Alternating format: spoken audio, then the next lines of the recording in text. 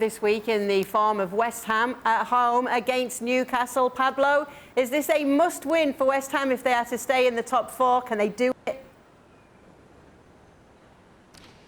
Well, I think if they believe in themselves, why not? They have proven the first half of the season they have a strong team. They can beat any team in the league. And hopefully they can keep those players like Lanzini, Michael Antonio, Declan Rice, those players fit until the end of the season. Jarrod Bowen being absolutely, wonderful player for West Ham, scoring goals. So it's going to be difficult because sometimes the experience that you need for those moments will be huge for them. They have also Manchester United, Arsenal, Spurs, but I wish them all the best. I will be so happy to see the Hammers playing Champions League football for the first time in the history. And David Moyes, I have to say, been great for West Ham.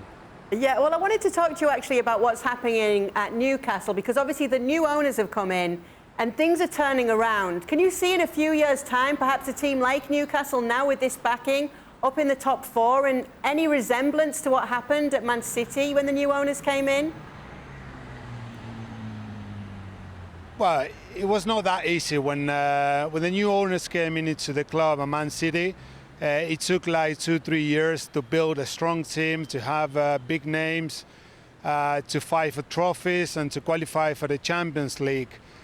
To be successful, you don't only need big names. You also need to create the right mentality, a winning mentality to fight with the best teams in the league. And I also believe that the quality of the team these days in the Premier League is so much better than years ago when the owners came in 2008 and they bought the club. So, but obviously the money is there. If they stay in the league, they will splash the money and they will go for big names, big players. But it will take a few years for them to make a stronger squad and to play in the Champions League, maybe. Yeah, time will tell. Hey, we're actually calling this game West Ham against Newcastle the Shaka Hislop derby. Why is that? Because, oh, Shaka, yeah. Shaka, what are you going with? Who are you going for? You can't say a draw. Yeah, 50 man, isn't he? Look. I can't say draw. Okay, I have to admit draw was my first answer, given Newcastle's form and West Ham just a little bit inconsistent right now. But if I had to pick a winner here, I would still go West Ham.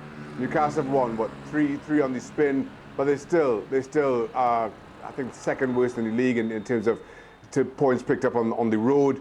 And you started this by asking if this was a must-win for West Ham to finish top four. I don't think it's an absolute must-win, but I just feel that West Ham have a lot to prove to themselves. And despite Newcastle's position, they are a decent team.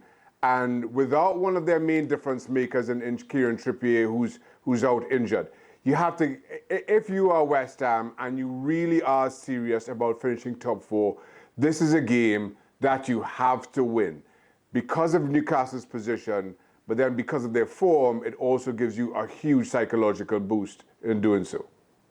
So that's West Ham. They came back for a very good point at Leicester. They didn't play brilliantly. Aaron Creswell in particular, the left back, had a bad day at the office, gave a silly penalty away with the arm out and then got caught at the back post and for a cross that came in, poor marking. But Craig Dawson bailed them out. They also lost Kurt Zouma in the warm-up and Diop came in. So they've got some replacements in there. But I think, as Pablo was saying, they need the key guys to still be playing well. The two centre-halves in particular, they need to do the basics correct. Declan Rice, every time you see him play, seems to be an 8 out of 10. He's so efficient with the ball. And if Jarrod Bowen can keep popping the goals in and creating, and Michael Antonio stays fit, I think they've got a chance, because there's nobody else putting their hand up at the moment and saying, I'm head and shoulders above you. Man United have been struggling. Tottenham have been awful recently. I suppose Arsenal have been decent. But why wouldn't you think West Ham, unless they get a barrage of injuries? I think if they get 2 or 3 injuries to key players, I just don't think they're going to have the squad depth to keep the consistency going.